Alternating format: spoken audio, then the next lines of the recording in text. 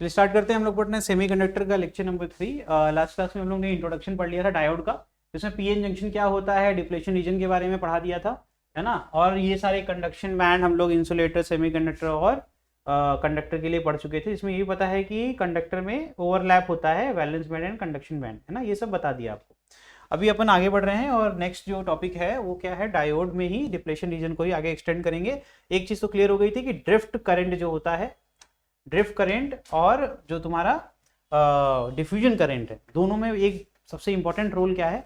Diffusion current होता है due to majority charge carriers, जिसमें होल्स और क्या होते हैं, डिफ्यूज होते हैं electrons. And drift current minority charge current का होता है, इसमें इलेक्ट्रिक फील्ड एक बड़ा अच्छा रोल अदा करती है। जो डिप्लेशन रीजन में एक साइड सारे होल्स इकट्ठा हो जाते हैं और एक साइड सारे इलेक्ट्रॉन इकट्ठा हो जाते हैं, तो पॉजिटिव से नेगेटिव के साइड में एक पोटेंशियल डिफरेंस। और पहला चैप्टर इलेक्ट्रिक चार्जेस में जब चार्ज पॉजिटिव चार्ज आउटवर्ड बाहर की तरफ इलेक्ट्रिक फील्ड जनरेट करता है और निगेटिव चार्ज अंदर की तरफ, तो पॉजिटिव से निकल रहा है और निगेटिव तो अंदर की तरफ ही कह रहा है, तो ऑटोमेटिकली दोनों ऐड होकर के एक ही डायरेक्शन में पॉजिटिव टू निगेटिव एक स्ट्रॉन्ग इलेक्ट्रिक फील्ड सेटअप हो जाती है। उसके कारण क्या है, पूछेंगे कि ये भैया ये जो इलेक्ट्रिक फील्ड है, सवाल में ये जो बोलता हूँ ये सब सवाल है एग्जामिनेशन के लिए, कि ऐसे ही बना के पूछ देंगे कि जस्टिफाई करो कि इलेक्ट्रिक फील्ड क्यों हुई।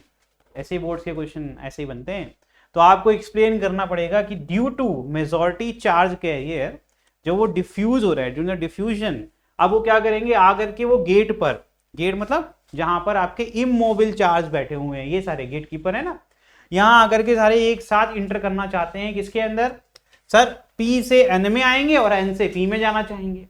तो इतने ढेर सारे चार्ज एक साथ इंटर नहीं कर सकते, तो वहां पर वो इकट्ठा हो जाते हैं, ठीक है। और जब ये इकट्ठा हो जाते हैं तो खुद के ही चार्ज को, अब ये निगेटिव मतलब मेजॉरिटी किसमें था, इसमें N में इलेक्ट्रॉन था, अब इसे इलेक्ट्रॉन को ही ये जो है यहां से रिपेल करने लगे और यहां से ये होल को ही, मतलब ये अपने ही घर वालों को रिपल्शन करने लगे। अब ये किसी को आने नहीं दे रहे हैं और यहां पर खुद इकट्ठा हो गए, खड़े हो गए।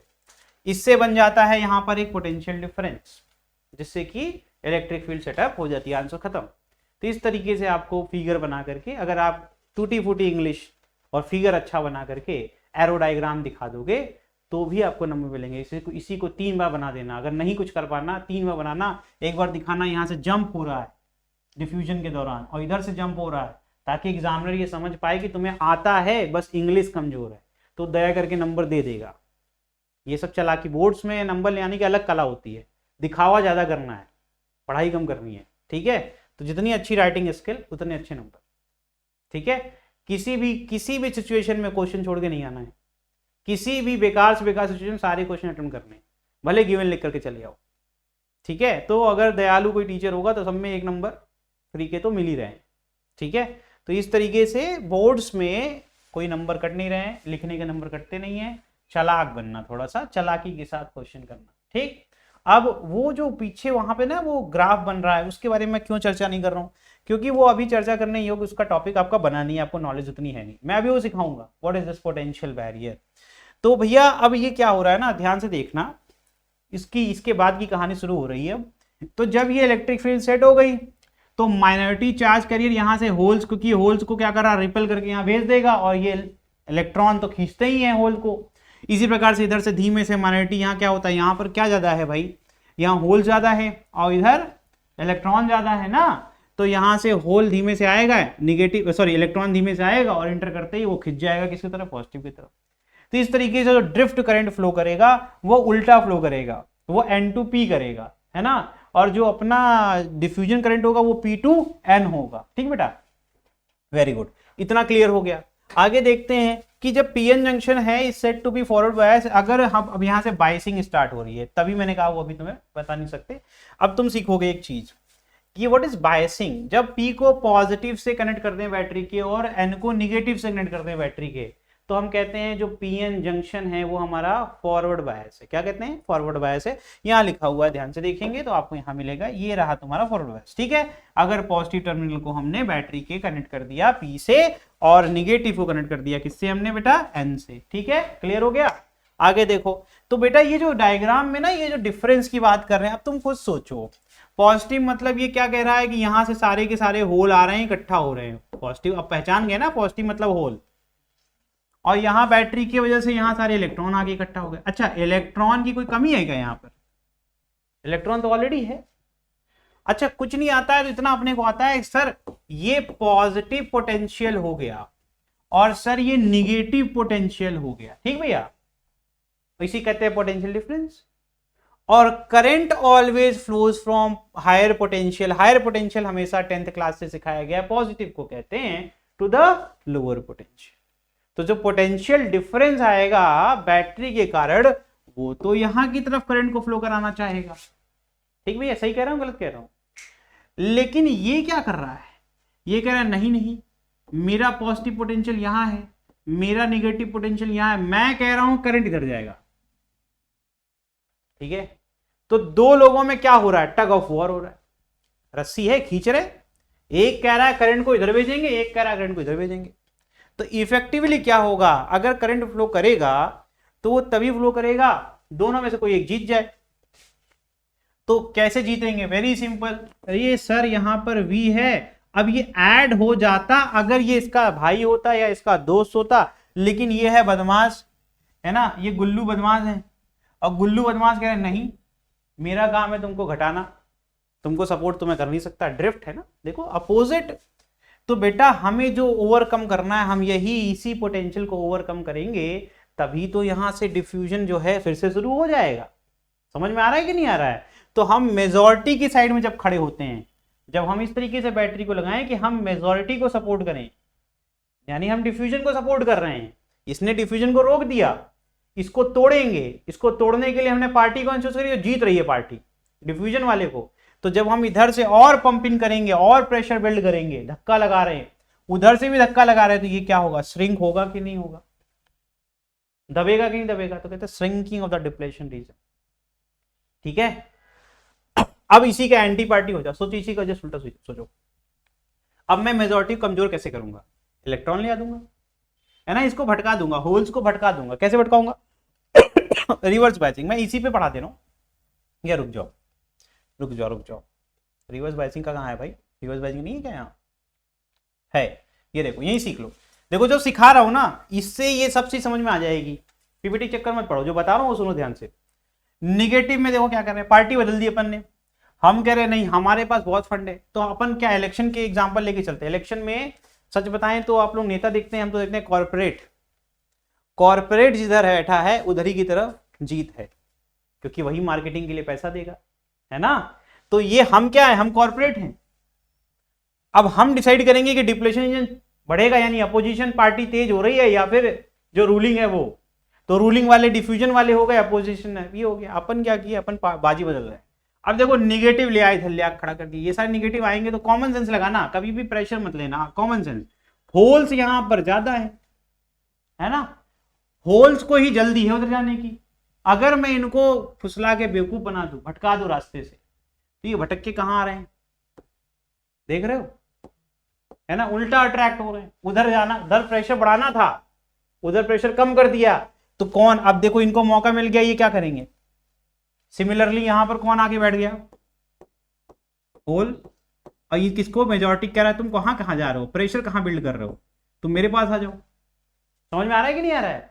तो अब मुझे ये बताओ, अब इधर से रस्साकसी चल रही थी, हमने इधर बेवकूफ बना दिया, है ना, बैक डोर से हम सबको निकाल रहे हैं, तो ये क्या होगा, डिप्रेशन बढ़ेगा या घटेगा, ताकतवर हो जाएगा।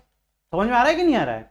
तो इस तरीके से एक बात मैंने बताई कि भैया डिप्लेशन रीजन आपका इंक्रीज कब होता है, width of the depletion reason, पता नहीं इसमें लिखा कहां है, लेकिन ये एक बड़ा इंपॉर्टेंट क्वेश्चन आता है बोर्ड्स में, कि ऐसा क्या कर दें कि डिप्लेशन रीजन का विड्थ बढ़ जाए, और ऐसा क्या कर दें डिप्लेशन रीजन का, ब्रेकिंग के पहले की बात है ये सवाल बड़ा इंपॉर्टेंट है, कि ब्रेकिंग हो जाएगी तब तो बात ही खत्म हो जाएगी, ब्रेकिंग सिखाऊंगा, रिवर्स बायसिंग में ब्रेकिंग होगी। ये बात जो हो रही है ना, अभी ये टूटा नहीं है बैरियर, ये बैरियर है, बैरियर को मजबूत कैसे करेंगे और बैरियर को ब्रेक कैसे करेंगे, ठीक है। चलो अभी आगे आते हैं, वापस से फॉरवर्ड बायसिंग पे आते हैं।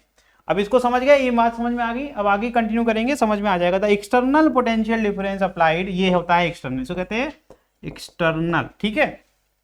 Bye the battery reduces the potential barrier, देखो क्या लिखा हुआ है जो मैं बता रहा था, अपोजिशन पार्टी को कमजोर करना है, ठीक है।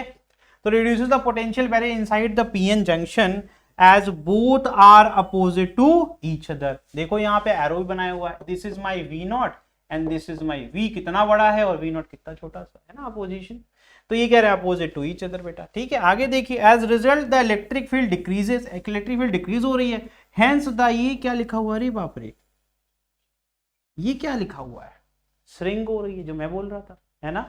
तो shrinking of the depletion region भी आपने देख लिया, ठीक है बेटा। आगे, due to this more and more majority charge carrier can cross the depletion region. इससे क्या हो रहा है, जब ये कमजोर होता है, देखो श्रिंक हो गया है, तो ज्यादा से ज्यादा मेजॉरिटी यानी इधर से होल और इधर से इलेक्ट्रॉन क्रॉस कर सकते हैं, डिफ्यूजन करंट बढ़ रहा है। आगे देखिए, तो depletion region, cross the depletion region, आगे देखिए, द डिफ्यूजन करंट इंक्रीजेस, बता दिया मैंने। The net current flows from P to N side. अब ओवरऑल करंट, अब ड्रिफ्ट की कोई बात ही नहीं कर रहा है, वो तो कमजोर हो गया है ना। तो कौन है भाई, इंक्रीज होने लगा, डिफ्यूजन इंक्रीज होने लगा। तो वही कह रहे हैं कि diffusion current great much much greater than what, drift. अगर इक्का दुक्का निकल भी जा रहे हैं तो उनके निकलने से हमको कोई खास फर्क नहीं पड़ रहा है, समझ में आ रहा है। अरे यार अच्छा हुआ मैंने देख लिया, नहीं तो बंद हो जाता। ठीक है, आगे बढ़ते हैं, पढ़ते रहो पढ़ते रहो। नेक्स्ट, अगर बगल का जो ग्राफ है वो ग्राफ अभी मैं समझाता हूं।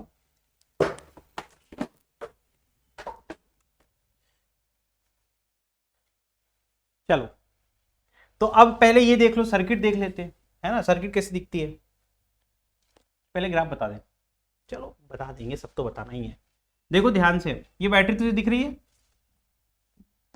बैटरी है तो हमारी एक्सटर्नल बैटरी हो गई, ठीक है। ये क्या है, रियोस्टेट, हमने एक इसके पैरेलल में क्या लगा दिया, रेजिस्टेंस लगा दिया, करंट को वेरी कराने के लिए, इसको करते हैं करंट को वेरी कराने के लिए, ठीक है। देखो इतना तो पता है, ओम्स लॉ तो पता ही होगा यार, आई इज इक्वल टू क्या होता है, V is equal to I R, है ना, ये तो पता ही होगा, है ना। तो आपको ये भी पता होगा कि भैया रेजिस्टेंस को चेंज करेंगे तो प्रोडक्ट चेंज हो जाएगा, बैटरी का पोटेंशियल बदलेगा क्या। अरे बैटरी 10 वोल्ट की लगाई मैंने, तो 10 ही वोल्ट की रहेगी ना, बदल जाएगी क्या।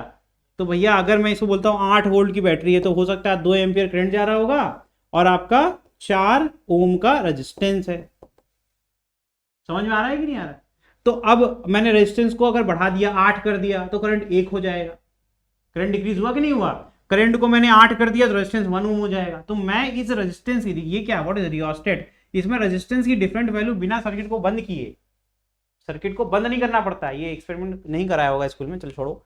इसको ये एक होता है, ऐसे होता है, इसमें वायर लपेटा होता है ढेर सारा, ऊपर से ऐसे जैक होता है, उसको आगे पीछे करोगे ना, तो जैसे एक तरफ का वायर ये है, अब मैंने यहाँ करंट कर दिया तो इतने से ही तो करंट निकल जाएगा, तो रेजिस्टेंस इतने का होगा कि नहीं होगा।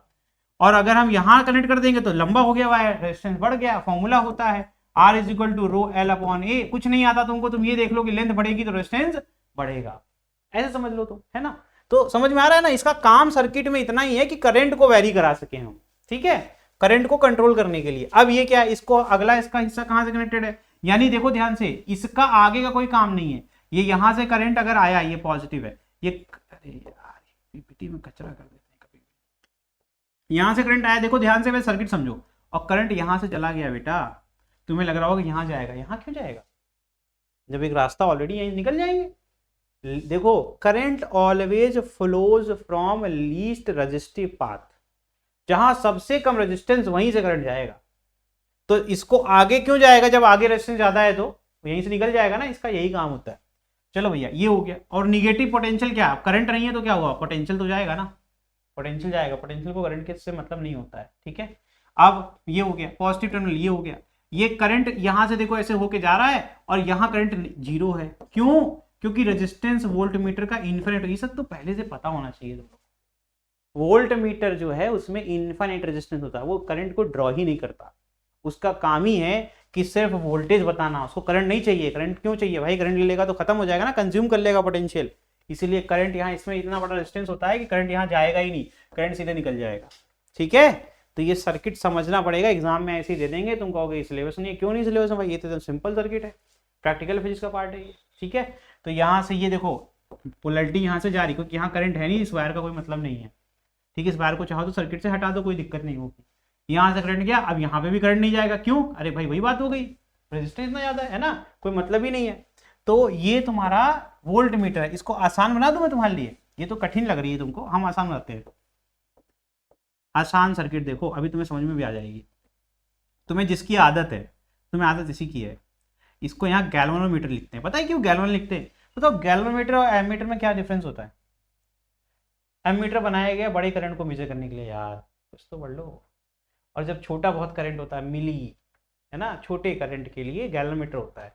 उसी गैलन असली डिवाइस गैल्वेनोमीटर होता है। उस गैल्वेनोमीटर में हम शंट रेजिस्टेंस ऐड करके सीरीज या पैरेलल में, ये तुम्हें सीखना पड़ेगा जो हम पढ़ाएंगे इलेक्ट्रिसिटी में। तो उसमें अगर हम सीरीज में करेंगे तो क्या होगा, सीरीज में कर देंगे रेजिस्टेंस बढ़ जाएगा उसका टोटली, तो वो वोल्ट मीटर के लिए होता है। पैरेलल में कर देंगे तो एमीटर बन जाएगा। जान लो आज ये बात, ठीक है। और टॉपिक है मूविंग कॉइल गैल्वेनोमीटर, ये तुम्हारा टॉपिक है सिलेबस का। इसको पढ़ोगे तुम मैग्नेटिक इफेक्ट ऑफ करंट में, क्योंकि वो मैग्नेटिक इफेक्ट पे काम करता है, टॉर्क जनरेट होता है, ठीक है। तो बहरहाल कोई बात नहीं, डिवाइस दिखा दिया मैंने, ये जा रहा है और इस तरीके से यहाँ पर सीरीज में ऐसे दिखाना चाहिए था इसको, यहाँ ऐसे लिख देते हैं resistance bank, simple circuit. Resistance bank भी वही होता है जो रियोस्टेट होता है, वो भी रेजिस्टेंस को बदल देता है, ठीक। और उसके बाद यहाँ पर तुम्हारी बैटरी लगा देता, ये प्लस और ये माइनस। अब देखना वोल्ट मीटर कैसे लगाऊंगा। वोल्ट मीटर इसने जानबूझ के बीच में लगाया ताकि तुम लोग के सांस फूलने लगे। पैरेलल में चाहे मैं, देखो पैरेलल का मतलब होता है दो टर्मिनल, एक इसका ये और एक इसका ये, चाहे मैं इसको ऐसे लगा दूं, चाहे मैं इसको यहां से बीच में लगा दूं, दोनों केस में इस ब्रांच का और इस ब्रांच का पोटेंशियल मैच करेगा। समझ में आ रहा है? तो ये होता है वोल्ट मीटर। वोल्ट मीटर हमेशा पैरेलल में लगाया जाता है, करंट हमेशा सीरीज में लगाया जाता है।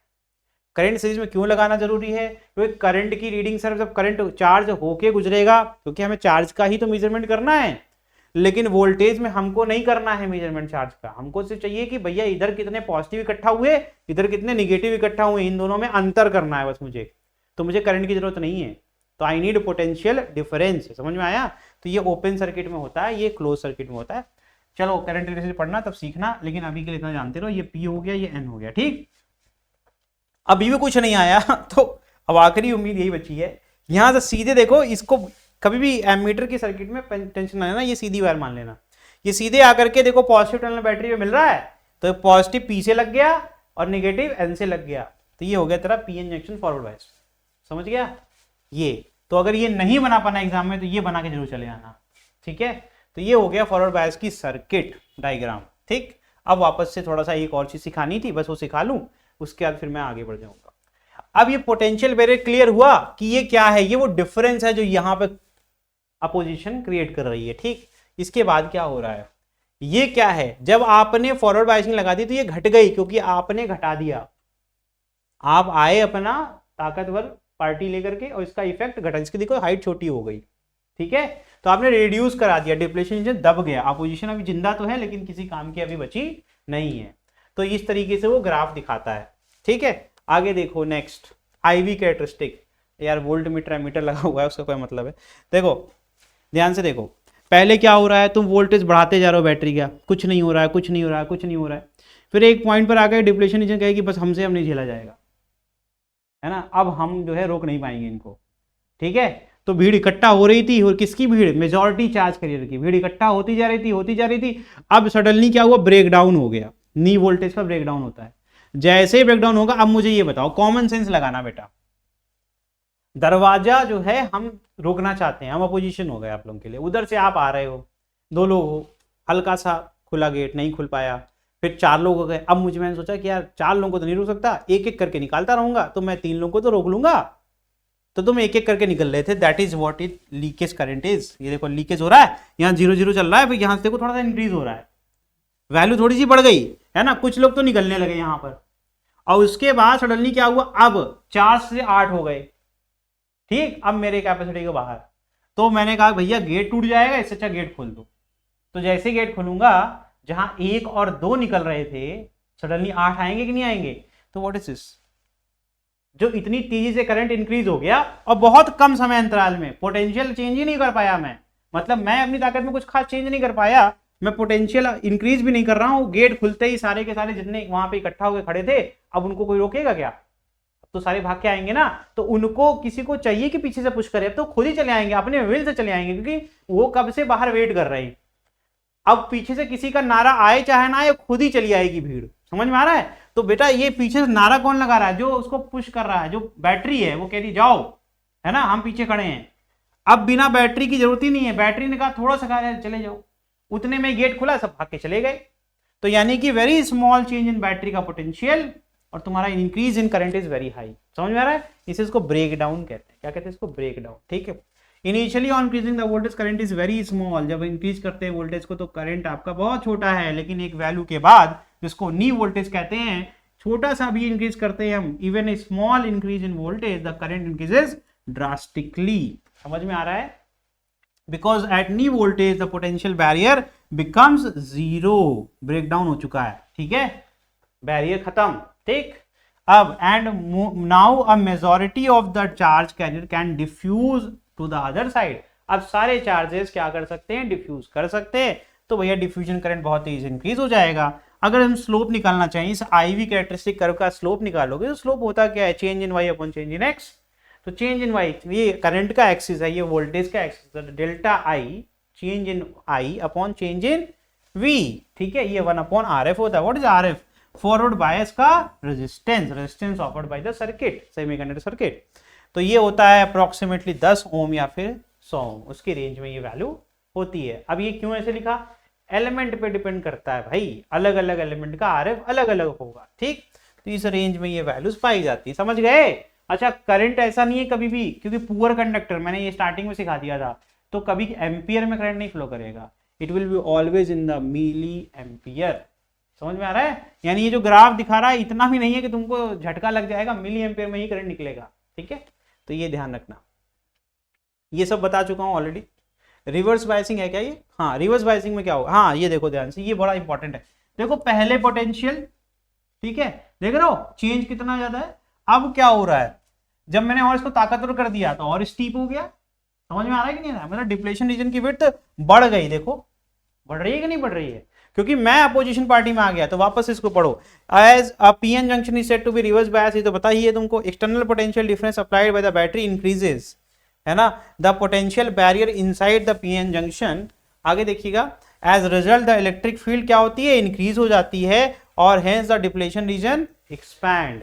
ठीक है, the magnitude of diffusion current is still very low. Diffusion, क्योंकि अब डिफ्यूजन तो उसका तो बात ही नहीं होगी ना, वो तो घटता जाएगा बेचारा, लेकिन ड्रिफ्ट बढ़ेगा। But even the electric field support the migration of the minority. वो क्योंकि आपको पता है इलेक्ट्रिक फील्ड क्या करेगी? इधर से होल को ले आएगी, इधर से इलेक्ट्रॉन को ले आएगी, तो माइनॉरिटी आपके करंट फ्लो करते रहेंगे। ड्रिफ्ट करंट की बात हो रही है। तो drift current is almost constant, वो कांस्टेंट हो जाएगा। This is due to very less concentration of, बेचारे ये चाह करके भी बहुत ज्यादा करंट नहीं फ्लो करा पा रहे हैं क्योंकि इनकी अवेलेबिलिटी ही बहुत कम है। अरे भाई, माइनॉरिटी का मतलब होता है कि ये 10 हैं तो वो 100 हैं, तो 10 अगर 10 के 10 चले भी जाएंगे तो 100 की बराबरी कर पाएंगे कभी? तो करंट वही कह रहे हैं, कांस्टेंट ही है अप्रोक्सीमेटली, क्योंकि इनकी वैल्यू ही बहुत कम है, नंबर्स ही कम है। Also the magnitude of current in reverse bias is very low. तो कह रहे हैं ये इनका जो करंट का मैग्नीट्यूड है, देखो ध्यान से, अब सिखा देता हूं। माइक्रो, इसको कहते हैं माइक्रो। माइक्रो मतलब मल्टीप्लायर होता है 10 की पावर -6। मिली कहते हैं मिली, इसका होता है 10 की पावर -3। तो अगर मैंने कह दिया 1 मिली एम्पियर, मैं कह रहा हूं 10 की पावर -3 एम्पियर। ठीक है, और अगर मैं कह रहा हूं 1 माइक्रो एम्पियर, तो मैं कह रहा हूं कि 1 × 10 की पावर -6 एम्पियर। देख रहे हो कितना बड़ा गैप है? तो मतलब इसका रीजन बड़ा सिंपल है कि सर माइनॉरिटी कितना भी ताकतवर हो जाए उसकी वैल्यू तो हमेशा छोटी ही रहेगी, क्योंकि उतने लोग ही नहीं है उसके घर में। तो वही बात हो गई कि भैया इसका करंट माइक्रो एम्पियर में होता है। इसकी सर्किट देख लो, कुछ मत, पी को निगेटिव से कर दो और एन को, मतलब जो सर्किट पीछे सिखाई थी सब कुछ सेम रखना, बस क्या करना, बैटरी का पोलैरिटी बदल देना। आसान सर्किट जो बना के दी थी मैंने, ठीक है, वही सर्किट है। आगे देखो, अब ध्यान से देखना, इस रिवर्स है बेटा। देखो ग्राफ ऐसे बनता है, ये पॉजिटिव x होता है, ये पॉजिटिव y होता है, ये निगेटिव x होता है, निगेटिव y होता है। ठीक भैया, तो बहुत टाइम है यार अभी, हम टेंशन में आ गए। तो रिवर्स में मतलब उल्टा कर रहे हैं ना। तो अब ये किसकी लाइन थी? ये वोल्टेज की लाइन है और ये करंट। तो अब निगेटिव करंट की डायरेक्शन बदल दी है, इसलिए ग्राफ कैसे बनेगा भाई? दोनों में अगर ऊपर ही बना देंगे तब तो गलत हो जाएगा ना। हमने बैटरी चेंज कर दी तो अब हम निगेटिवली पोटेंशियल इंक्रीज कर रहे हैं। ठीक, तो ये देखो इस तरीके से, ठीक, आएगा आएगा आएगा और सडनली क्या होगा? ब्रेक डाउन होकर के बहुत ही स्टीप आपका फ्लड की तरह गेट खुल जाएगा। तो initially with increase in voltage current is very low, almost constant होता है, लेकिन एक ब्रेकडाउन वोल्टेज आता है, करंट इंक्रीज करते करते sharply due to the avalanche effect. इसको कहते हैं एवलांच ब्रेकडाउन या एवलांच इफेक्ट भी कहते हैं। तो एवलांच इफेक्ट होता क्या है? ये एग्जाम के लिए बड़ा इंपॉर्टेंट है, पूछ देंगे what is avalanche effect. Reverse bias में, ठीक है। तो यू हैव टू एक्सप्लेन, आपको ग्राफ बनाना पड़ेगा। ग्राफ बना करके पहले तो वो डायग्राम बनेगा, कौन सा, वो पीएन जंक्शन वाला, बैटरी पोटेंशियल, सर्किट बनेगी, फिर ये बनेगा, ठीक है। तो with increase in voltage the electric field is also increasing due to which the velocity of the free electron becomes very high. फिर से इलेक्ट्रिक फील्ड आपकी बहुत ज्यादा इंक्रीज हो जाएगी।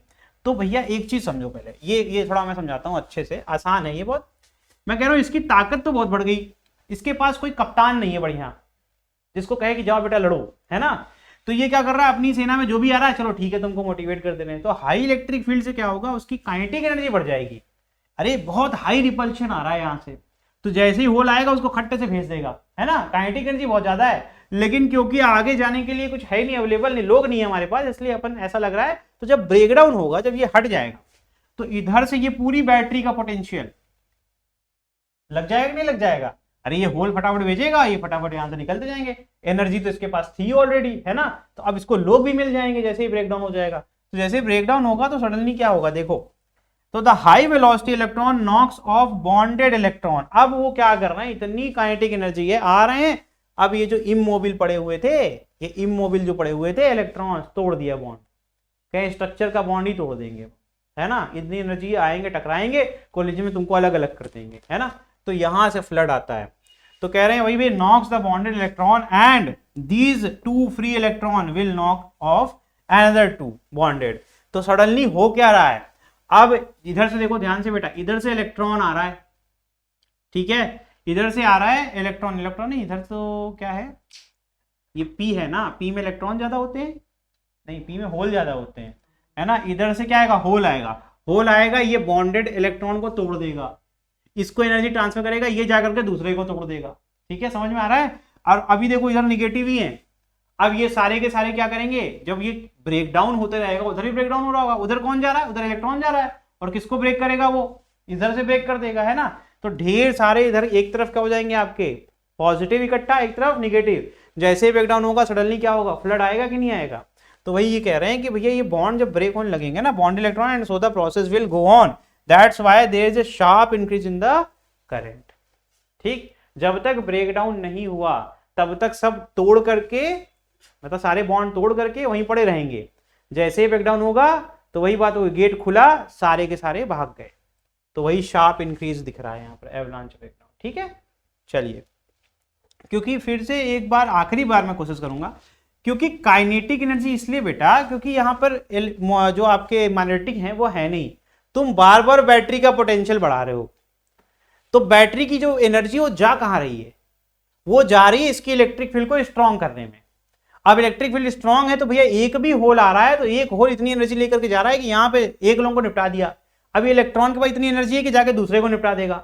अब ये सारे फ्लो तो नहीं कर रहे हैं क्योंकि यहाँ रिपल्शन है, लेकिन यहीं पर इकट्ठा बैठे हुए हैं।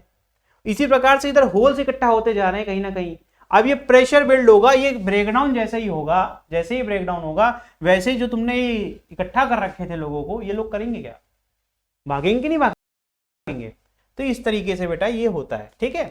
तो अब ये हो गया तुम्हारा रिवर्स बायस में एवलांच। तो ये फिर से वही ग्राफ बनेगा, delta I upon delta we, 1 upon what is reverse bias का रेजिस्टेंस, ठीक है, इसको कहते हैं रिवर्स बायस रेजिस्टेंस।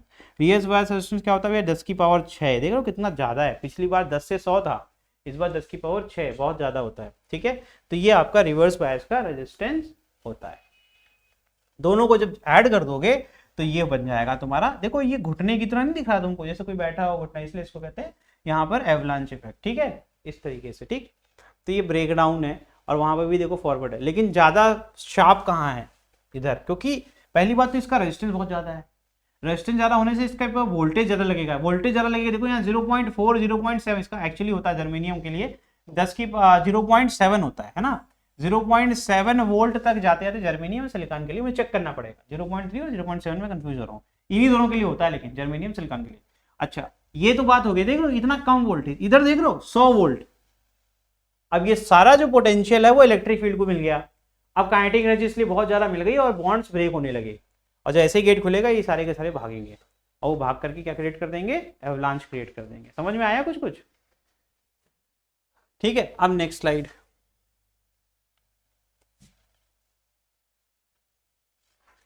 चलिए नेक्स्ट जो है वो हमारा क्या है, अब हमें पढ़ना है, हमने पढ़ लिया diode, PN junction, forward, reverse, IV characteristic and reverse biasing. अब पढ़ेंगे half wave rectifier, full rectifier, zener diode, zener effect और एवलांच इफेक्ट। ठीक है,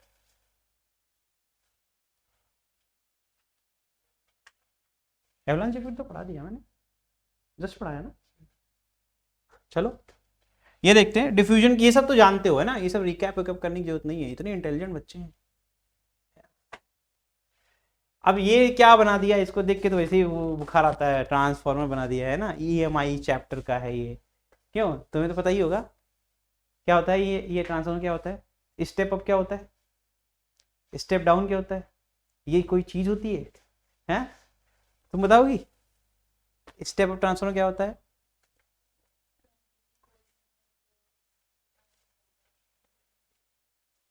काम क्या करता है? मैं ये भी एक्सप्लेन कर दूंगा कि तुम्हारी जो बात है वो सही है गलत है। सेकेंडरी में कम होते हैं ना, तो तुम सही कह रही हो, लेकिन तुम एक्सप्लेन नहीं कर रही हो। जब वोल्टेज बढ़ेगा तो करंट घटेगा, या पहली बात तो इतना भी नहीं याद कर सकते तो पढ़ी क्या इतने दिन से। स्टेप अप का मतलब ही होता है वोल्टेज को बढ़ाना, ये स्टैटिक डिवाइस होता है, ऐसा एक ही काम है, सिर्फ वोल्टेज को ऊपर और नीचे करना, पावर कांस्टेंट रहेगी। पावर का फॉर्मूला होता है वोल्टेज टू करंट।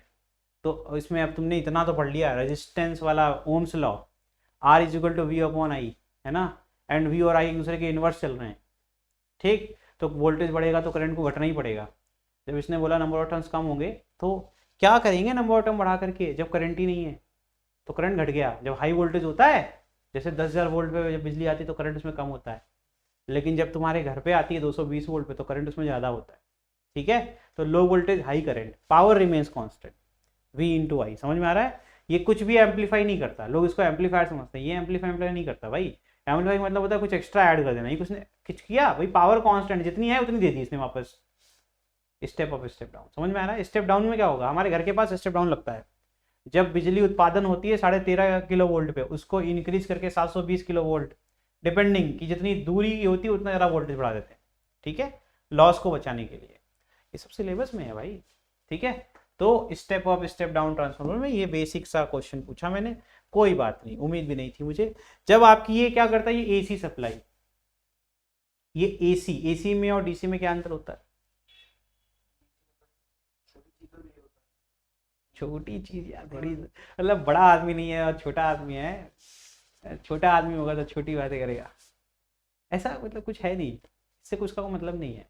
अरे जैसे ये अब तुम कहते हो ये डीसी चल रहा है, वो अलग सिनारियो है, तुम एप्लीकेशन थोड़े ना, तुमने देखा ही नहीं है, तुम बड़ी बड़ी डिवाइसेस में डीसी होता है, ये कोई लिमिट थोड़े ना है कि तुम डीसी छोटे में ही कर सकते हो, तुम बड़े में भी कर लो तो। तुम्हारे इन्वर्टर में डीसी होता है क्या? बैटरी क्या देती है? डीसी देती है मेरे भाई, तो छोटी चीज है, पूरा घर चला रही। आज हम लोग वही पढ़ रहे हैं, उसी के लिए पढ़ रहे हैं सब कुछ, रेक्टिफायर और ये सब क्या सीखेंगे हम, एसी को डीसी में कन्वर्ट करेंगे। अब चलो हम बता देते हैं ना, टाइम नहीं है। एसी में एक प्रॉब्लम होती है, एसी अगर हम देखें तो एक जो आप फ्रिक्वेंसी होती है 50 हर्ट्ज लिखा रहता है, कभी कभी सुना होगा ना, 50 हर्ट्ज की फ्रिक्वेंसी है। पता है इसका मतलब क्या होता है? फ्रिक्वेंसी यूनिट होती है पर सेकेंड, पर सेकेंड होती है कि नहीं होती? यानी कि 50 जो वैल्यू है 1/t की है, तो टी क्या हो गया 1/50, 50 बार आपकी वो जो है पॉजिटिव नेगेटिव में वोल्टेज बदल रहा है एक सेकंड के अंदर, एक सेकंड में 50 बार, समझ रहे हो? पॉजिटिव नेगेटिव हो जा रहा है, नेगेटिव पॉजिटिव हो जा रहा है, मतलब ऐसे दो तार ले लो अगर तुम, और दोनों ऐसे लगा के खड़े हो, तो अब एक तरफ पॉजिटिव एक तरफ नेगेटिव, वो चेंज होता रहेगा, ऐसा नहीं कि पॉजिटिव पॉजिटिव रहेगा नेगेटिव नेगेटिव रहेगा। समझ में आ रहा है? इसी जो चेंज को कहते हैं एसी, अल्टरनेटिंग करंट, अल्टरनेट। समझ में आ रहा है? अच्छा जी, ये एक बात तो हो गई, अलग बात हो गई। दूसरी बात ये हो गई डीसी में कि डीसी रिमेन्स ऑलवेज कांस्टेंट भाई, उसको फर्क नहीं पड़ता, पॉजिटिव पॉजिटिव रहेगा नेगेटिव नेगेटिव रहेगा, एक उसका फिक्स वोल्टेज फिक्स रहेगा। जो सबसे बड़ा डिफरेंस होता है, the value of AC keeps on decreasing and increasing. कैसे? मान लो अभी 100 वोल्ट है ना, तो अगले ही पल वो घट जाएगी, और घट करके एक टाइम आएगा जब जीरो, पॉजिटिव से निगेटिव होने के लिए मुन्ना, पॉजिटिव निगेटिव के बीच में जीरो होता है, नंबर लाइन तो पड़ी होगी, जीरो बीच का है भाई, उधर पॉजिटिव इधर निगेटिव। तो अगर ये पॉजिटिव से -100 पे जाना है, तो -100 पे जाने के लिए इसको कितना होना पड़ेगा? पहले 0 होना पड़ेगा, पहले इसको क्या होना पड़ेगा? 0। चलो ये माइनस लगा दिया, ठीक है। तो ये इस तरीके से वेव बनाती है, और ये वेव किसकी होती है, तो कॉस की होगी, और जो सबसे ज़्यादा पढ़ते हो वो होता है sine wave. Each point represent different value of voltage versus time, current versus time. Getting my point? This is your AC, but in DC at all the time we will get a constant value of V। सबसे बड़ा difference यही होता है भाई, बड़ा छोटा कुछ नहीं होता। ठीक है, अब हमको मिलेगी ये, हमको ये बनानी है। हमारा जो चैलेंज है कि सेमीकंडक्टर तुमको पढ़ा दिया, अब तुम ऐसा कुछ करो कि सेमीकंडक्टर का इस्तेमाल करके तुम मैं ये दूंगा और तुम मुझे ये देना, नहीं तो बैटरी चार्ज ही ना हो पाए। हमारे इन्वर्टर में लगा होता है, तुम देते AC हो, हमारे घर में AC आता है ना, AC तो आता है ना, AC तुम इन्वर्टर को देते हो और बैटरी DC पे चलती है। बैटरी में कैथोड एनोड तो फिक्स है, तुम अगर ऐसे ही चेंज करते रहोगे तो वो तो चार्ज नहीं हो पाएगी और खराब अलग हो सकती है हीटिंग से, है ना। तो क्या होगा, ये कभी काम करेगा क्या DC के लिए? तो इन्वर्टर में क्या होता है, इन्वर्टर का नाम पता है क्या होता है? पहले तो वो रेक्टिफायर वाला काम करता है, जब लाइट कटती है तो उसका उल्टा कर देता है। उसका उल्टा क्या होगा, अब वो DC लेगा और AC देगा। समझ में आ रहा है? रेक्टिफायर तब कहेंगे जब उसका एक ही काम होता है, चार्जर्स जो होते हैं वो रेक्टिफायर होते हैं। जो मेरे लैपटॉप का चार्जर इस समय मैंने क्या लगा रखा है भाई, AC लगाई है, और ये तो बेचारा 5 वोल्ट ही ले सकता है, और बीच में एक डब्बा लगाया काला कलर का, उसके अंदर क्या हो रहा है, रेक्टिफायर हो रहा है। वो क्या कर रहा है, सारी AC ले रहा है, उसको DC में कन्वर्ट कर रहा है, DC को 5 वोल्ट पे लेकर के आ रहा है और ले आकर के मुझे दे रहा है, और मेरा लैपटॉप चार्ज हो रहा है। समझ में आया कि नहीं आया? तो जो तुम्हारा फ़ोन है DC पे होता है चार्ज, तुम्हारा जो चार्जर है उसके अंदर क्या होता है, आप फिर से रेक्टिफाई करते हो, डिक्रीज करते हो। पहले ट्रांसफार्मर जाता है, ट्रांसफार्मर में 5 वोल्ट की DC बना दे, AC बना देगा, वो DC नहीं कर सकता, गलती से निकल गया। ट्रांसफार्मर का काम बताया, स्टेप डाउन कर देगा, 220 लेगा, 220 आता है ना, 220 लेगा, उसको घटा करके धीमे से 5 वोल्ट। अब 5 वोल्ट तुमको मिला तो तुम्हें टेंशन नहीं है, वोल्टेज फिक्स है, बस तुमको AC को DC में करना है, इतना काम है। समझ गए? इस तरीके से काम होता है, तो ये हमें पढ़ना है। This is your semiconductor. Semiconductor में हमने PN जंक्शन पढ़ा है, तो कहते हैं एप्लीकेशन ऑफ PN जंक्शन क्या है, तो PN जंक्शन को एज अ स्विच यूज करेंगे। हम क्या करेंगे, स्विच करेंगे। और अब यहाँ पर हम पहले पढ़ेंगे कि हाफ वेव रेक्टिफायर क्या होता है। हम कहेंगे कि हम आधी वेव को रेक्टिफाई करेंगे, हम पॉजिटिव वाले को जाने देंगे, निगेटिव वाले को डिलीट कर देंगे।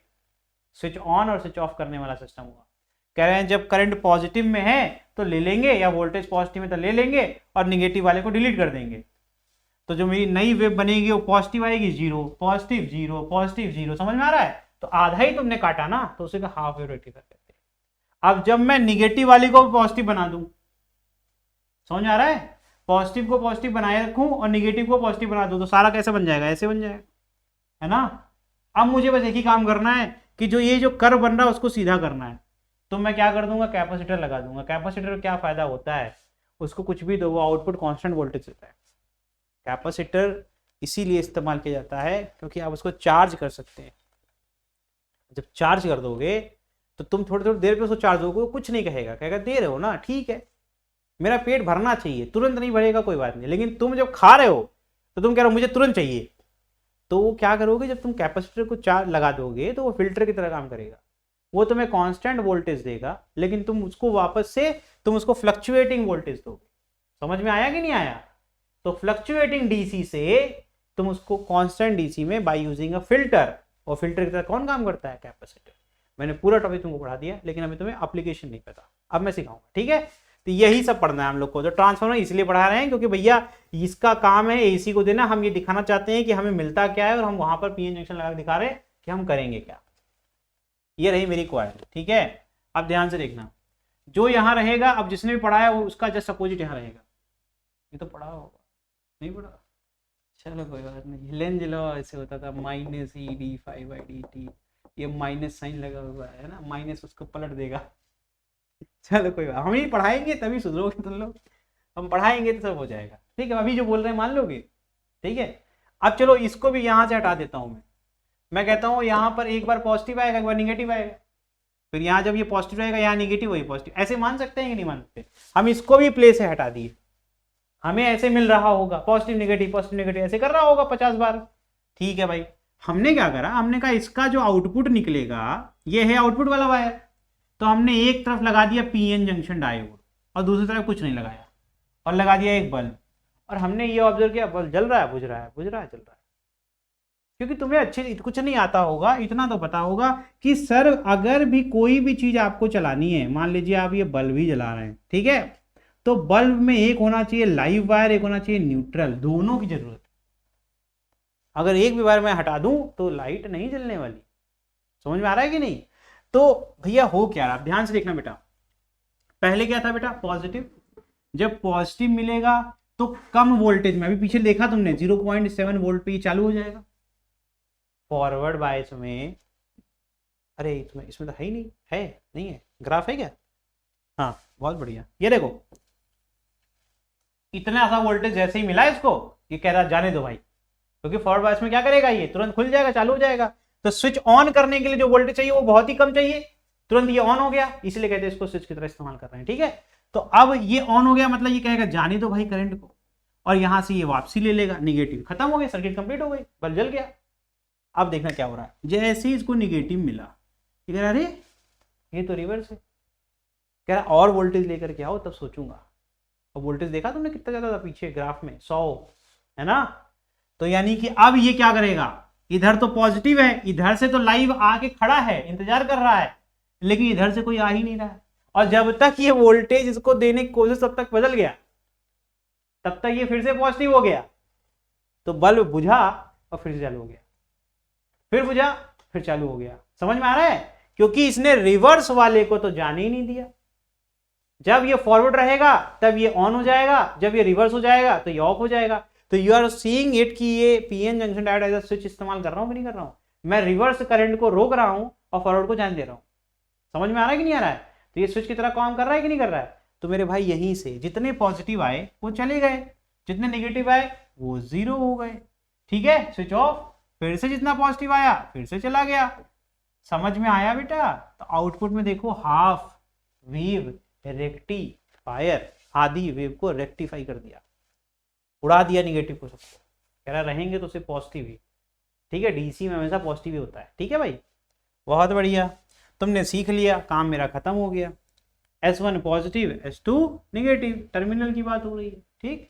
तो आपको पता है फॉरवर्ड बायस में ये ऑन रहेगा, रिवर्स में ऑफ हो जाएगा। अब ये थ्योरी खुद से रीड कर लेना, मुझे जरूरत नहीं पढ़ाने की, ठीक है, मैंने पढ़ा दिया भाई, जरूरत नहीं है। देखो V0, ठीक भाई, ओके, ये मैंने बता दिया बेटा।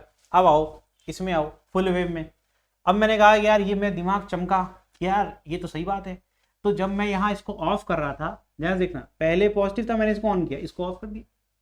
अब प्रॉब्लम क्या है कि अगर मैं इसको ऑफ कर दूंगा तो मेरा बल्ब जलेगा नहीं, तो मैंने कहा कुछ बीच का रास्ता करना पड़ेगा, है ना।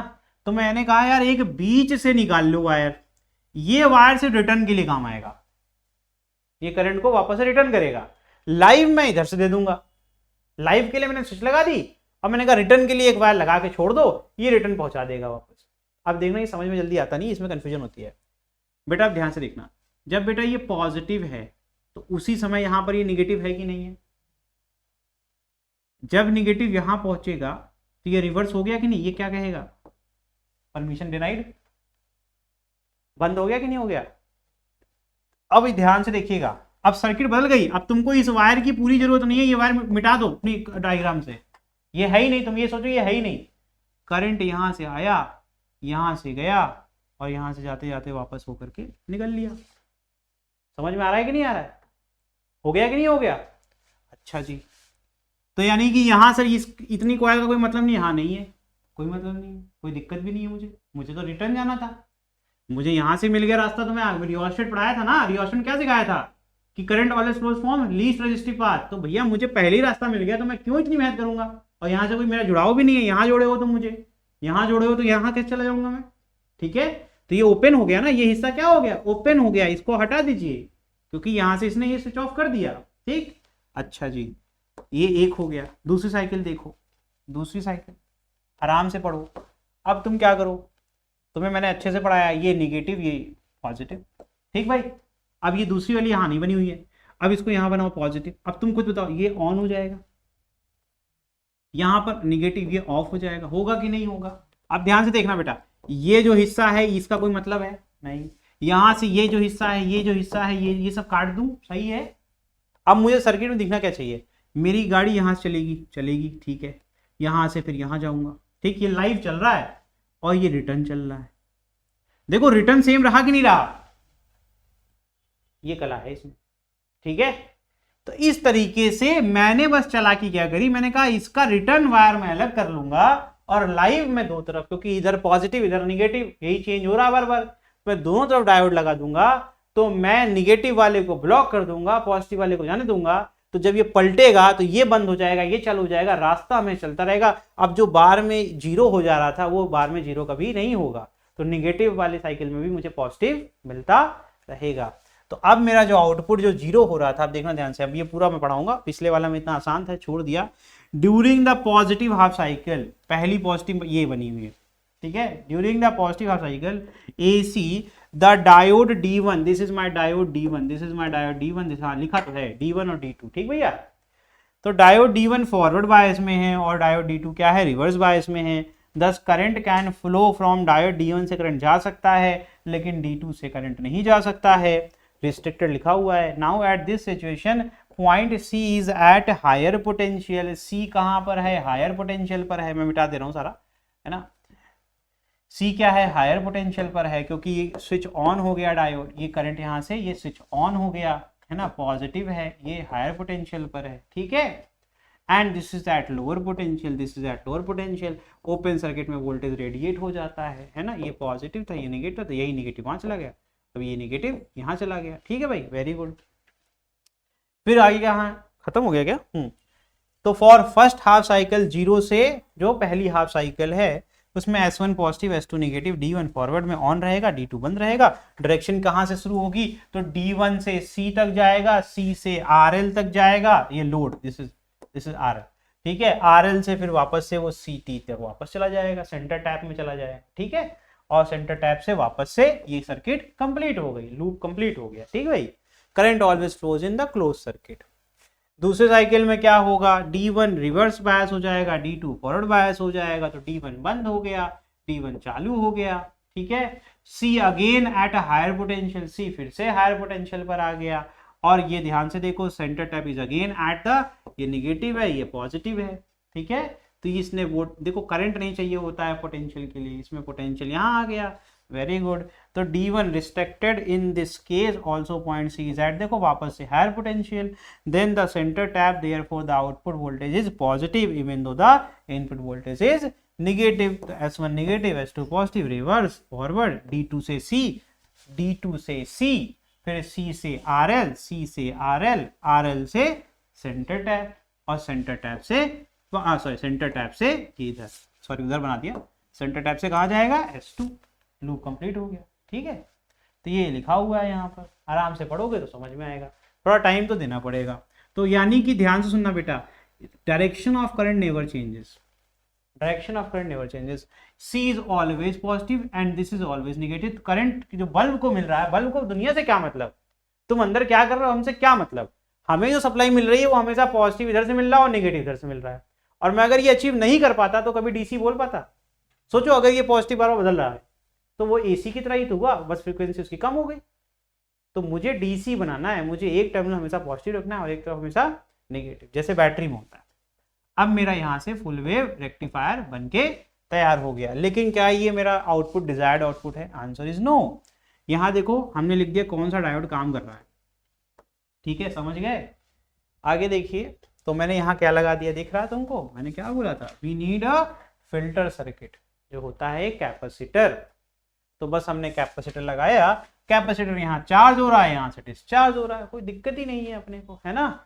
तो ये आगे की तरफ वोल्टेज को मेंटेन कर देता है। तो ये हो गया तुम्हारा। तो initially when the rectifier output voltage is increasing, the capacitor is getting charge. At the end of the quarter cycle, the capacitor voltage becomes equal to the maximum value of rectifier output. The voltage, and after that time, as the rectifier voltage start decreasing, the capacitor start discharging. तो मैंने कहा पहले charge होगा फिर discharge होगा, फिर कहना provided the current of the, जब तक वो डिस्चार्ज होगा तब तक फिर से इधर चार्जिंग शुरू हो जाएगी। तो इस प्रकार से जो गैप है, कौन सा गैप है, गैप पता है कहाँ होता है, ये इस गैप को कैपेसिटर फिल कर रहा है, इस गैप को, ताकि ये एक स्ट्रेट लाइन बन जाए। समझ में आ रहा है कि नहीं आ रहा है?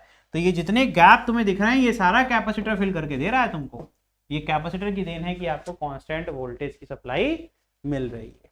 ठीक है भैया, तो ये लिखा है due to the discharging there is a slight decrease in the capacitor voltage but in the next half cycle as the rectifier voltage पहले होना, जब तक वो डिस्चार्ज होगा तब तक स्टार्ट चार्जिंग, फिर से वो स्टार्ट होने लगा भैया। और ये लिख लेना लोड इज ऑलमोस्ट कांस्टेंट, तो जो हमें आउटपुट मिलेगा डीसी मिलेगा। ठीक है, तो इस तरीके से हम फुल वेव रेक्टिफायर कंप्लीट कर पाते हैं। Next topic is zener diode. अभी आज नहीं पढ़ेंगे, है ना, क्योंकि हमें बस वैसे इसमें है तो थोड़ा सा ही, लेकिन एक्सप्लेन बहुत करना है। ये एक बहुत इंपॉर्टेंट टॉपिक है, तो हम इसको अभी जल्दी जल्दी में नहीं पढ़ाएंगे, कल पढ़ेंगे इसको, है ना। नेक्स्ट, ठीक भैया, चलो अभी के लिए थैंक यू।